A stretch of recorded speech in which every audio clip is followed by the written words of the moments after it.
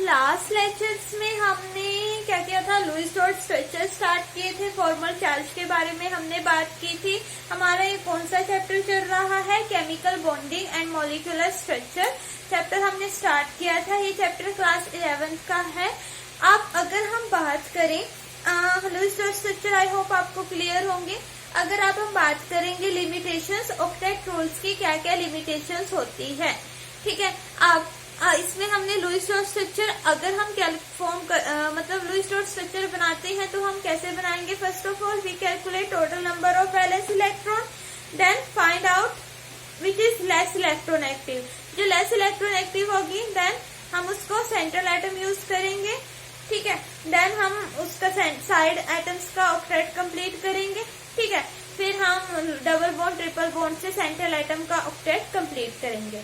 अगर आपको वो वीडियो लुईस डॉट स्ट्रक्चर नहीं आते हैं तो आप प्लेलिस्ट में जाके chemical bonding and molecular structures की जितनी भी वीडियो हैं वो आप देख सकते हो, उसको आपके सारे प्रीवियस टॉपिक क्लियर हो जाएंगे, ठीक है। आप अगर हम बात करें लिमिटेशंस, ऑक्टेट रूल की क्या क्या लिमिटेशंस थी। पहले तो इसके एक्सेप्शनल्स थे। एक्सेप्शनल की अगर हम बात करें, लाइक हमारे पास ऑक्टेट क्या होता है, जिसके आउटर शेल में कितने इलेक्ट्रॉन हो, 8 इलेक्ट्रॉन हो। उसकी कॉन्फ़िगरेशंस क्या होती है, स्टेबल होती है। अब इसके में कई ऐसे कंपाउंड फॉर्म हो रहे थे जिनके आउटर शेल में तो या तो 6 इलेक्ट्रॉन है, या मतलब लेस देन 8 इलेक्ट्रॉन है, या फिर मोर देन 8 इलेक्ट्रॉन है। अगर लेस देन 8 इलेक्ट्रॉन है, ऐसे भी कई कंपाउंड फॉर्म हो रहे थे, या इस तरीके के कंपाउंड बन रहे थे जिसमें मोर देन 8 इलेक्ट्रॉन्स हैं, या तो लेस देन 8 इलेक्ट्रॉन्स हैं, उस तरीके के कंपाउंड्स की फॉर्मेशन हो रही थी, या जिसमें मोर देन 8 इलेक्ट्रॉन्स है, उस तरीके के कंपाउंड की फॉर्मेशन हो रही थी। अब लेस देन 8 इलेक्ट्रॉन्स में लाइक हमारे पास बना AlCl3, BeCl3, इस तरीके से। फॉर एग्जाम्पल अगर हम अब यहाँ पर इसके कितने कितने शेयर होंगे, बोरॉन की अगर हम बात करें आउटर शेल में होते हैं 5, 2 बोरॉन 2 3 होते हैं इसके आउटर शेल में, 5 इसका एटॉमिक नंबर होता है, तो 3 प्लस 7 इंटू 3 24 होने चाहिए। तो 3 एंड 24 इनके आउटर कंप्लीट हो गए। लेकिन अब देखो यहाँ पर कितने शेयर करेंगे, 2 शेयर करेंगे। 2 शेयर करने के बावजूद भी इसके कितने हो गए, बोरोन की वैलेंसी कितनी हो गई यहाँ पर 6, 8 फिर भी नहीं है। तो कई ऐसे कंपाउंड है जिनके मतलब वैलेंस शेल में लेस देन 8 इलेक्ट्रॉन है, तब भी वो कंपाउंड की फॉर्मेशन कर रहे थे, या जिनके वैलेंस शेल में मोर देन 8 इलेक्ट्रॉन्स है। फॉर एग्जाम्पल अगर हम बात करें PCl5 की, फॉस्फोरस सेंट्रल एटम है,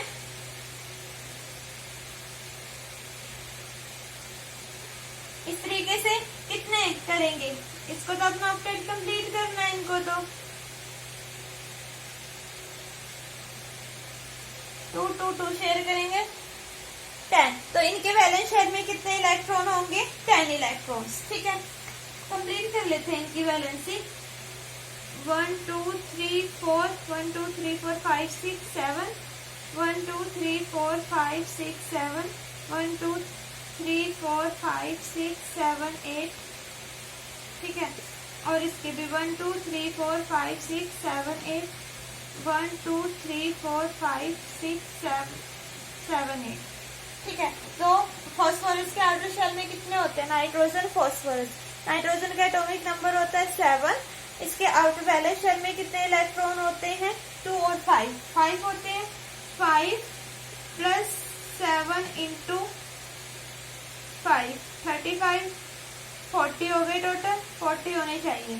तो सेंट्रल एटम हमने ली फॉस्फोरस के, क्योंकि फॉस्फोरस का एटॉमिक नंबर क्या होता है, कम होता है, तो हमने सेंट्रल एटम क्या ली, फॉस्फोरस ली, ठीक है। क्लोरीन की हम वैलेंसी पहले कंप्लीट करेंगे, तो हमारे कितने क्लोरीन हो गए कंप्लीट, 40 हो गए। तो इसके पास कितने शेयर करेंगे, 2 इलेक्ट्रॉन शेयर करेंगे, तो कितने हो रहे हैं फॉस्फोरस के पास इलेक्ट्रॉन, 10। तो मोर देन 8 इलेक्ट्रॉन्स की यहाँ पर फॉर्मेशन हो रही है। ऐसे अगर हम यहाँ पर बात करें 24 हो गई कंप्लीट, इनके ऑक्टेट इनका कंप्लीट हो गया। कितने शेयर कर रहे हैं 6, मतलब लेस देन 8 इलेक्ट्रॉन होते हैं। कई ऐसे कंपाउंड होते हैं जिनके वैलेंस शेल में लेस देन 8 इलेक्ट्रॉन्स होते हैं या मोर देन 8 इलेक्ट्रॉन। और भी एग्जांपल हो सकते हैं लाइक SF6 एक्सेट्रा, काफी सारे एग्जांपल हो सकते हैं, IF7 हो गया जैसे। ठीक है, तो ये एक एक्सेप्शनल केस था ऑक्टेट रूल में कि ऑक्टेट कई ऐसे कंपाउंड होते हैं जिनके वैलेंस शेल में क्या होते हैं, लेस देन 8 इलेक्ट्रॉन, या उनके वैलेंस शेल में कितने होंगे, मोर देन 8 इलेक्ट्रॉन्स होंगे।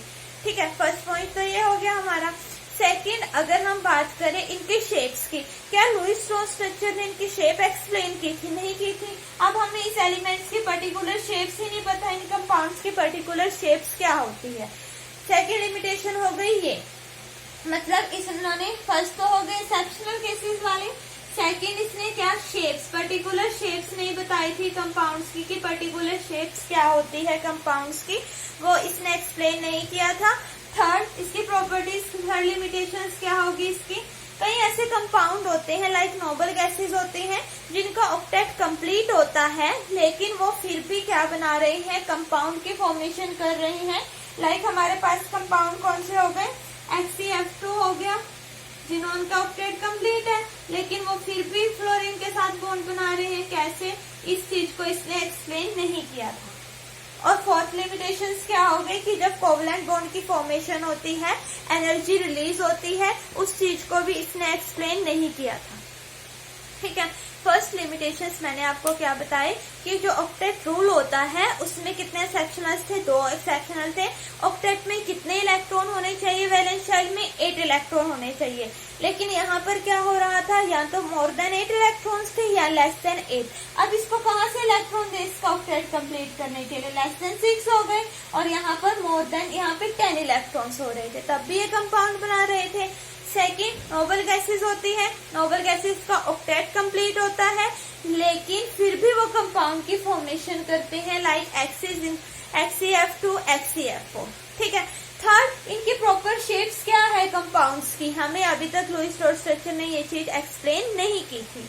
ठीक है, फोर्थ क्या हो गई, फोर्थ हो गई कि जब कोवलेंट बॉन्ड की फॉर्मेशंस होती हैं तब एनर्जी रिलीज होती है, तो उस चीज को भी इसने एक्सप्लेन नहीं किया था।